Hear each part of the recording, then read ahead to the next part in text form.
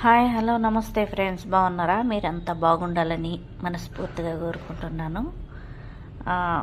మా పప్పి చూసారా, మా బాబు బయటికి వెళ్ళి వచ్చాడు. ఎక్కడికన్నా ఊరికి వెళ్ళని లేకుంటే ఆఫీస్కి వెళ్ళరాని మా పప్పి రాగానే అంత ప్రేమ చూపిస్తుంది. చూడండి, వాడిని మసాజ్ చేయమని అని చెప్పి లాగుతూ ఉంటుంది.